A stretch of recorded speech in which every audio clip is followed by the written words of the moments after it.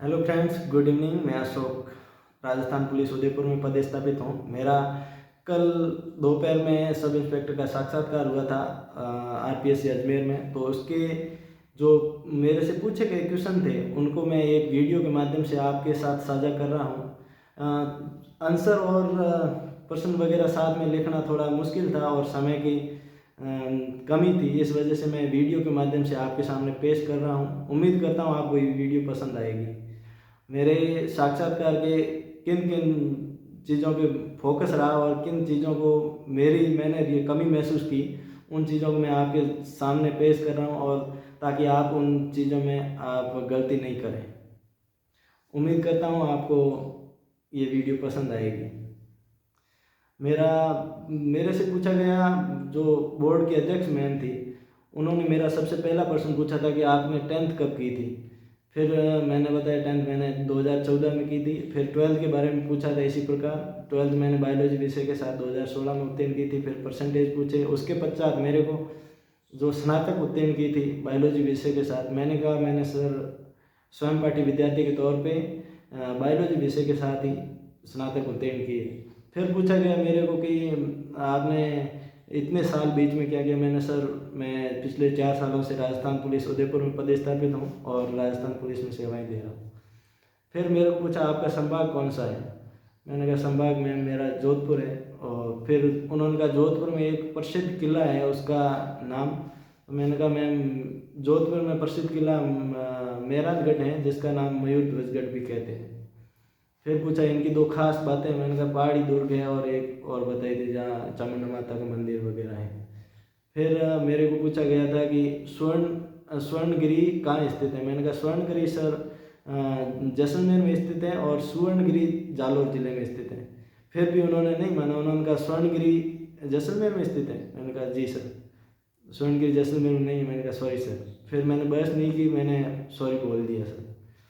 फिर भी हालांकि मेरा आंसर सही था, स्वर्णगिरी जालौर जैसलमेर में है और सुवर्णगिरी जालौर में है।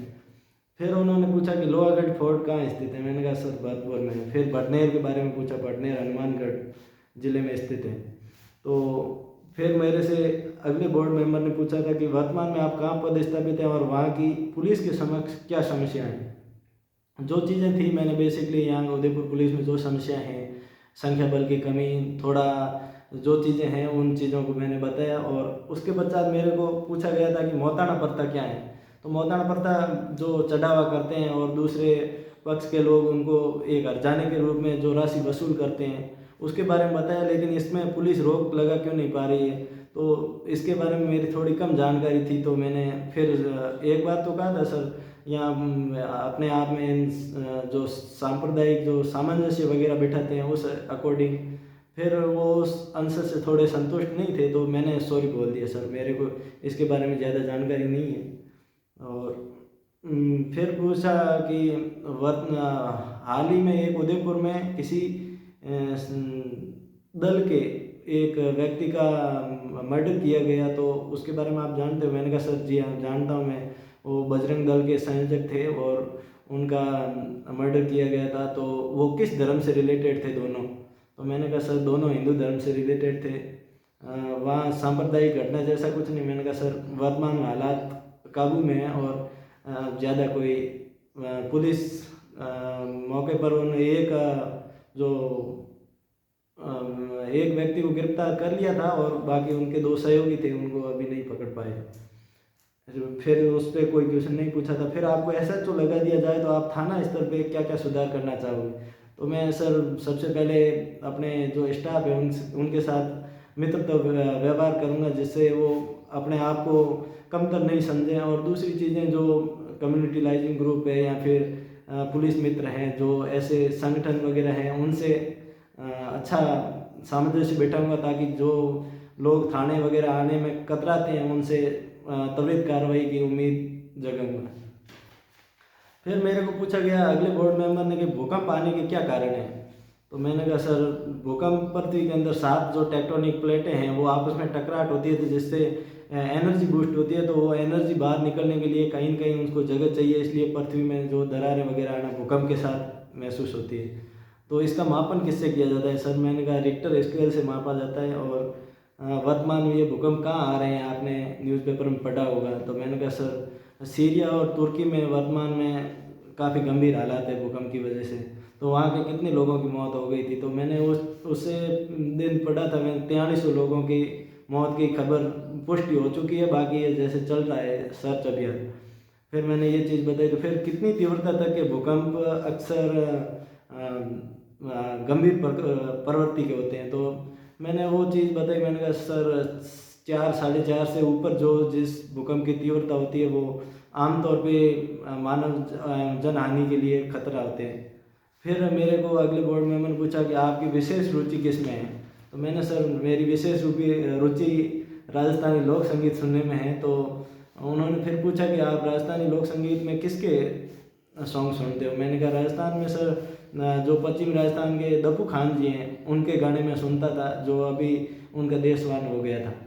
फिर और कोई है जिसके आप गाने सुनते हैं। मैंने कहा सर मामे खान है, जो अभी भारतीय दल का रेड कारपेट पे कांस फेस्टिवल में उन्होंने भारत का प्रतिनिधित्व किया।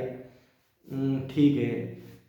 फिर एक दो क्वेश्चन और पुलिस से रिलेटेड ही पूछे थे, जिनका मैं अभी रिकॉल नहीं कर पा रहा हूँ। बाकी काफ़ी मित्रता व्यवहार था, लेकिन हिचकिचाहट थी थोड़ी अंदर, अपने आप में कॉन्फिडेंस कम रहता है। वो तो उस जो इंटरव्यू हॉल है उसका माहौल थोड़ा अलग होता है। वैसे इतना घबराने वाली ज़रूरत है नहीं।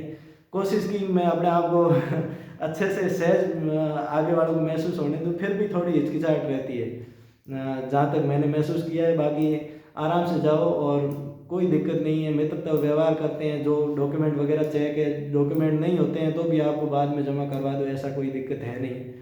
आराम से जाएं, और जैसे जिसका 1:30 बजे है तो वो 1 बजे चले जाएं, और जिनका सुबह की मॉर्निंग शिफ्ट में है तो वो 9 बजे तक पहुंच जाएं।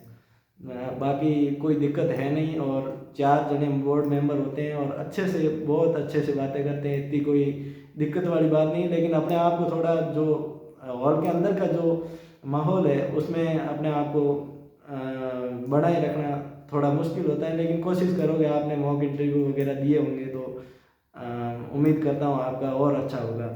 मैंने तो एक ही मॉक इंटरव्यू दिया था और बाकी अलग अलग लोगों से पूछे थे, इसलिए थोड़ा सा ये इतना मतलब एक बेहतरीन कॉन्फिडेंस के साथ नहीं कह सकता, लेकिन बहुत अच्छा हुआ मेरी, जहाँ तक मेरा खुद का मानना है। Thank you. आप, उम्मीद करता हूँ इस वीडियो को पूरा देखेंगे और साक्षात्कार में जाने से पहले आपको इसका ज़रूर फ़ायदा मिलेगा। धन्यवाद। जय हिंद, जय